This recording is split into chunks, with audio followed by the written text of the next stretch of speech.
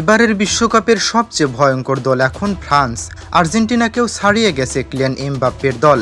বর্তমান পারফরম্যান্স দেখে এখন ফুটবল প্রেমীদের বড় প্রশ্ন, 2026 বিশ্বকাপের ট্রফি কি এবার ফ্রান্সের হাতেই উঠতে যাচ্ছে? কারণ মাঠে যেভাবে আধিপত্য দেখাচ্ছে লে ব্লু, তাতে সমর্থকদের বিশ্বাস দিন দিন আরও শক্ত হচ্ছে। আজকের ভিডিওটিতে থাকছে ফ্রান্সের দুর্দান্ত জয়, এমবাপ্পের বিধ্বংসী পারফরম্যান্স, ম্যাচের গুরুত্বপূর্ণ পরিসংখ্যান এবং কেন অনেকের চোখে এবার শিরোপার সবচেয়ে বড় দাবিদার হয়ে উঠেছে বর্তমানের ফ্রান্স।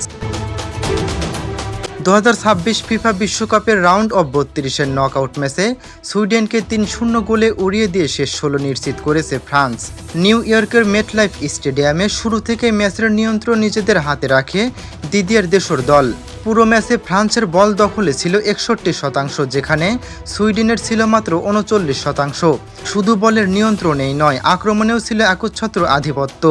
ফ্রান্স ম্যাচে মোট 25টি শট নেয়, যার মধ্যে 13টি ছিল লক্ষ্যে। বিপরীতে সুইডেন মাত্র 8টি শট নিতে সক্ষম হয় এবং অন টার্গেটে রাখতে পারে মাত্র 3টি। পাসিংয়েও ছিল বিশাল পার্থক্য। ফ্রান্সের পাসের নির্ভুলতা ছিল 91% আর সুইডেনের ছিল মাত্র 81%।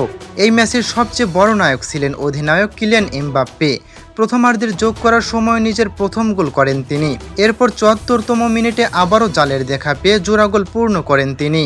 এই দুই গোলের মাধ্যমে বিশ্বকাপে নিজের মোট গোল সংখ্যা নিয়ে যান 18তে। পাশাপাশি চলতি বিশ্বকাপে 6 গোল করে গোল্ডেন বুটের দৌড়েও এগিয়ে রয়েছেন তিনি। দ্বিতীয় গোলের পর কোচ দেদিমের দেশমকে জড়িয়ে ধরার মুহূর্তটি ছিল সত্যিই অসাধারণ। ফ্রান্সের তৃতীয় গোলটি আসে 53তম মিনিটে। মাইকেল অলিসের অসাধারণ পাস থেকে গোল করেন ব্র্যাডলি বারকোলা। যদিও অলিস নিজে গোল পাননি, তবে দুটি অ্যাসিস্ট করে ম্যাচের অন্যতম সেরা পারফর্মার ছিলেন তিনি। প্রথমার্ধে তার দুর্দান্ত ওভারহেড বাইসাইকেল কিক পোস্টে লেগে না ফিরে এলে হয়তো গোলের সংখ্যা আরও বাড়তে পারত। ডান প্রান্তে উসমান দেমবেলেও ছিলেন দুর্দান্ত। এমবাপ্পের প্রথম গোলের অ্যাসিস্ট আসে তার পা থেকেই। অন্যদিকে রক্ষণে উইলিয়াম সালিবা, দায়ো উপামেকানো এবং গোলরক্ষক মাইক মাইনিয়াম ছিলেন একেবারে অনবদ্য। ফলে পুরো ম্যাচে সুইডেনকে কোনো সুযোগই কাজে লাগাতে দেয়নি ফরাসি ডিফেন্স।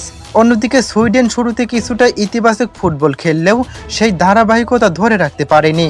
এখন প্রশ্ন উঠছে, বর্তমান বিশ্ব চ্যাম্পিয়ন আর্জেন্টিনা ভালো খেললেও এই মুহূর্তে পারফরম্যান্সের বিচারে কি ফ্রান্স আরও এগিয়ে? বিশ্বকাপে এখন পর্যন্ত ফ্রান্স যেভাবে বলের নিয়ন্ত্রণ, আক্রমণের ধার, রক্ষণ ভাগের দৃঢ়তা এবং দলগত সমন্বয় দেখিয়েছে, তাতে অনেক সমর্থকে মনে করেছেন এবারের বিশ্বকাপের লড়াইয়ে সবচেয়ে শক্ত অবস্থানে রয়েছে কিলিয়ান এমবাপ্পের দল। আর্জেন্টিনা অবশ্যই শক্তিশালী প্রতিদ্বন্দ্বী, কিন্তু বর্তমান ফর্মে ফ্রান্স যে কাউকে হারানোর সামর্থ্য রাখে। সেই বার্তাই যেন আবারও দিল সুইডেনের বিপক্ষে এই দাপুটে জয়ের মাধ্যমে। এ বিষয়ে আপনার মূল্যবান মতামতটি অবশ্যই আমাদের কমেন্টে জানাবেন।